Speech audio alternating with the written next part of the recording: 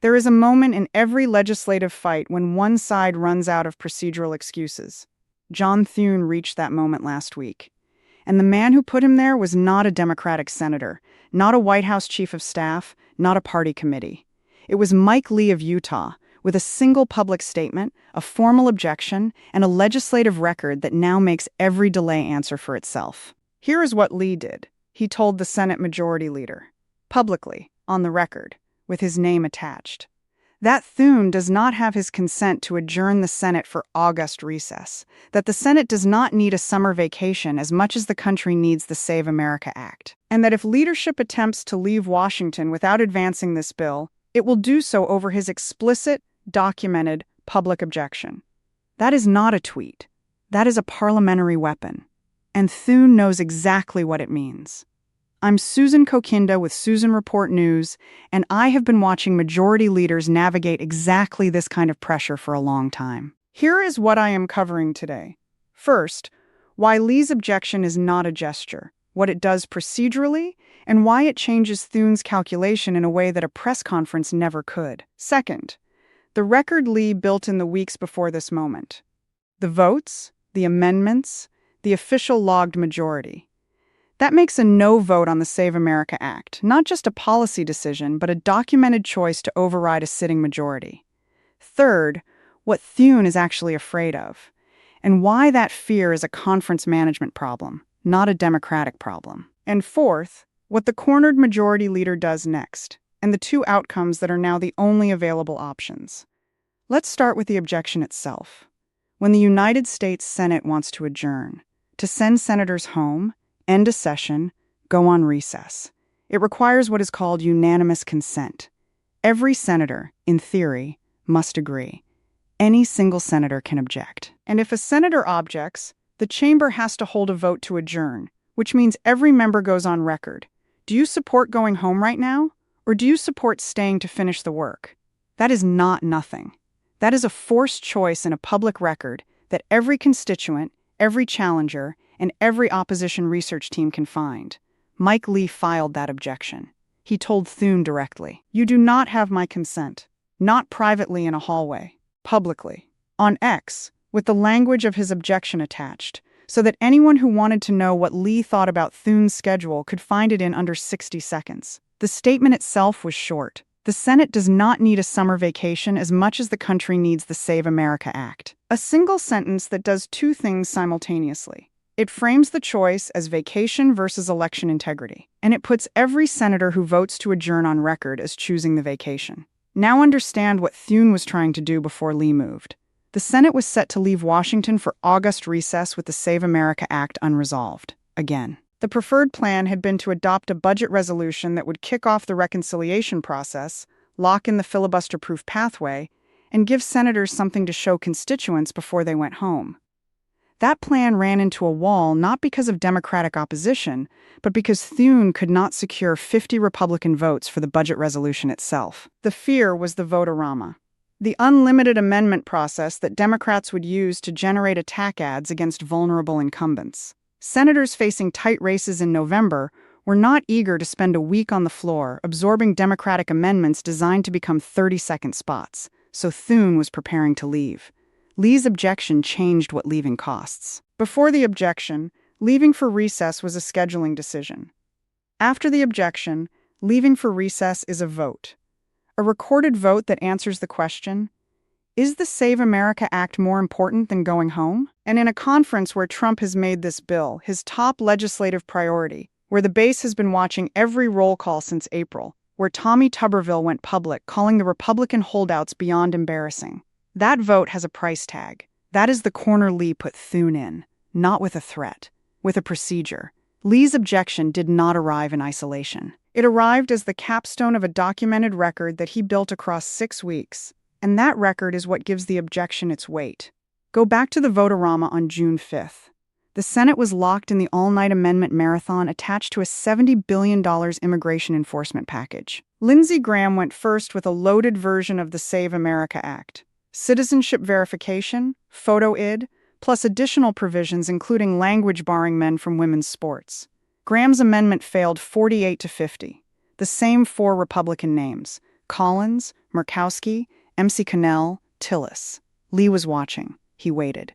Then he introduced the original House-passed Save America Act. Clean text.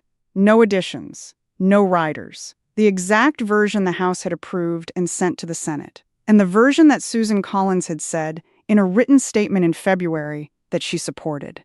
Collins switched. She had voted no on Graham's amendment less than an hour earlier. She voted yes on Lee's clean bill. The official Senate record logged it as vote number 151, June 5th, 2026, 11:39 p.m. 50 votes in favor, 49 against.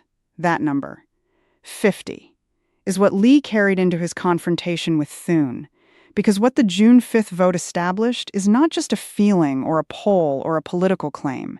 It is a documented majority in the official record of the United States Senate, a majority that supports the Save America Act, a majority that exists right now with the current membership under the current political conditions. The only thing separating that majority from the president's signature is a procedural rule that both parties have already modified in living memory. Democrats eliminated it for presidential nominations in 2013. Republicans eliminated it for Supreme Court picks in 2017. The tool to move past it exists. The precedent exists. And now the vote count exists. Lee posted the summary directly after the vote. He wrote that, but for the zombie filibuster. The procedural relic from the 1970s that allows a minority to block legislation without ever setting foot on the floor. The House-passed Save America Act would already be on its way to the White House for President Trump's signature, not the votes. The votes are there. The procedure is the only remaining obstacle. And Lee was telling Thune that with the majority documented in the record, every day of delay is now a choice, not a constraint. When he filed his recess objection weeks later, he was not starting a new argument. He was closing one. The record was already built. The majority was already established. The objection simply made the cost of ignoring that record visible and public. It is worth being precise about Thune's position, because the press coverage has consistently misread it. Thune is not afraid of Democrats. Schumer's opposition to the Save America Act is total, uniform, and completely irrelevant to the procedural paths available to the Republican majority. A minority leader whose entire conference is unified in opposition cannot stop a reconciliation bill. He cannot stop a properly forced talking filibuster once it is initiated. His power in this fight, under either available procedure, is ceremonial. Thune is afraid of his own conference. Specifically, he is afraid of two things. The first is the vote-a-rama. Budget reconciliation. The filibuster-proof pathway carries with it an amendment process that allows unlimited amendments from both sides. Democrats have been explicit about how they intend to use it. Hours of poison pill amendments, each one engineered to create an attack ad against a vulnerable Republican incumbent before November. Vote for this amendment and you voted against veterans' benefits. Vote against that one and you voted to cut Medicare. The amendments themselves will almost certainly fail, but the votes on them will end up in opposition research databases before the session is over. Thune has said this clearly. He has told colleagues he cannot guarantee Republican discipline under sustained amendment fire, and a conference that breaks under that pressure.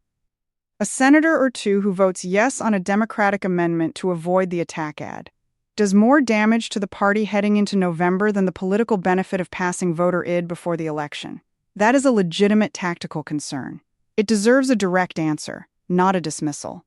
But here is the problem with Thune's position stated plainly.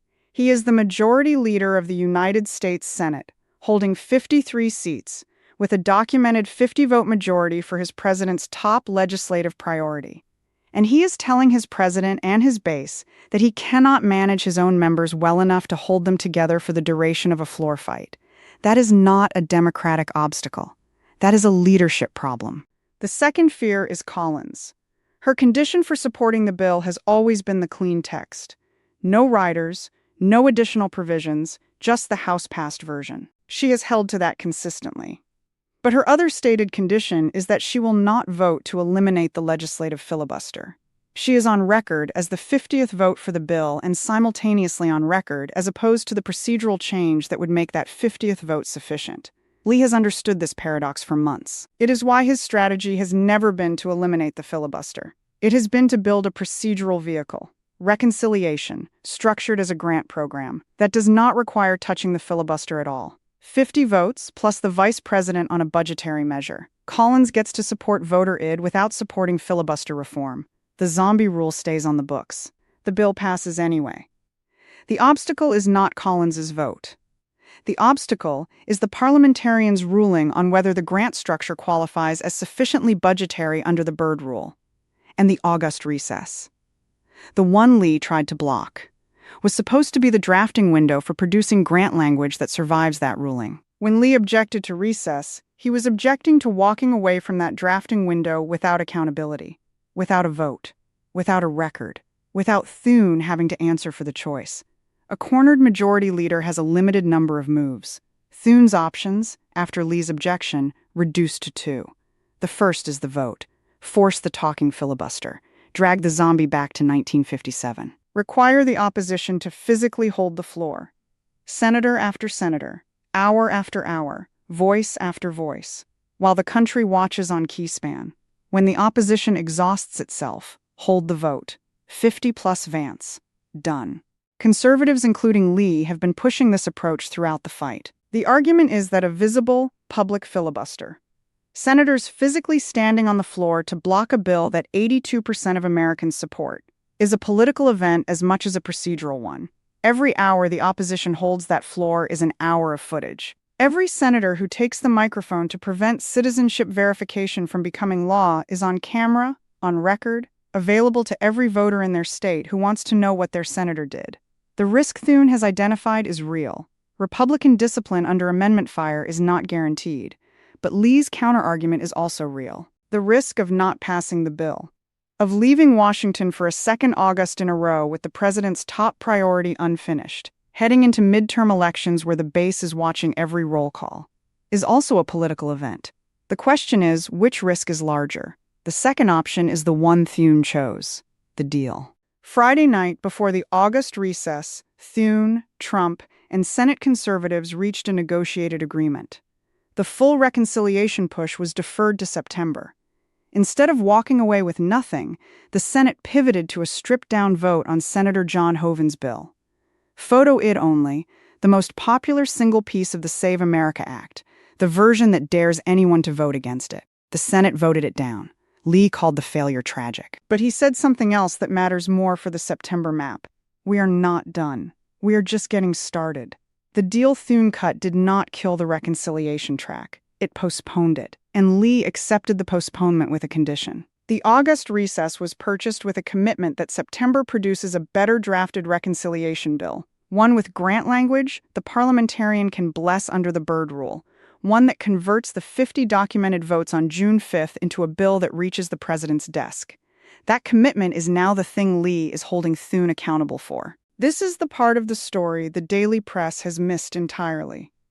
Before June 5th, Thune could argue that the votes were not there, that the coalition was not built, that the procedural conditions did not exist for a bill to pass. These were not dishonest arguments. They were accurate descriptions of a legislative situation where the obstacles were real. After June 5th, none of those arguments are available. The votes exist. They are in the official Senate record as vote number 151. The majority is documented. The coalition, 50 senators plus the vice president, is established. The only obstacles that remain are procedural, and the procedures available to a majority to overcome them are established precedent used by both parties, which means that every vote going forward, every procedural motion, every motion to table, every cloture vote, every vote to adjourn, carries a different weight than it carried before June 5th. Before, a senator who voted against the Save America Act could say, "The votes are not there. This is not the right vehicle. The conditions are not ready." Those were policy and process arguments. They left room. After, a senator who votes against advancing the Save America Act is voting against a documented majority.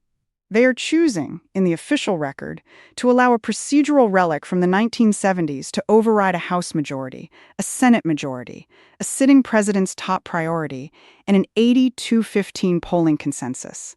That is a different kind of vote. It has a different kind of paper trail. Lee understood this before he filed the recess objection. The objection was not designed to stop the recess. Thune had the votes to adjourn, and he used them.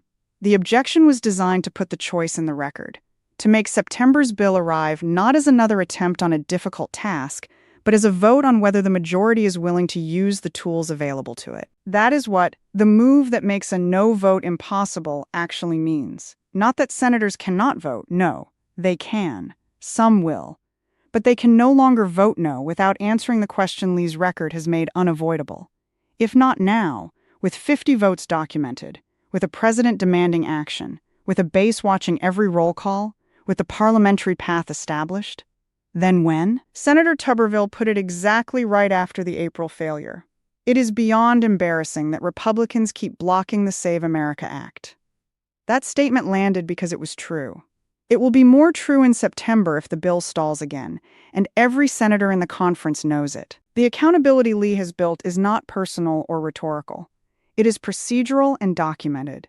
It lives in vote number 151, in the formal recess objection, in the public statement about the zombie filibuster, in the August commitment Thune made to produce a better reconciliation bill. All of it is in the record. All of it follows Thune into September. Here is the board when the Senate returns after Labor Day. The wall of 4 that blocked this bill at every critical moment is already collapsing on its own timeline. MC Connell and Tillis have both decided against seeking re-election. 2 of the 4 blockers are walking off the field permanently, and their votes will not be available to stop the next version. Collins is on record as the 50th vote for the clean bill. That leaves Murkowski.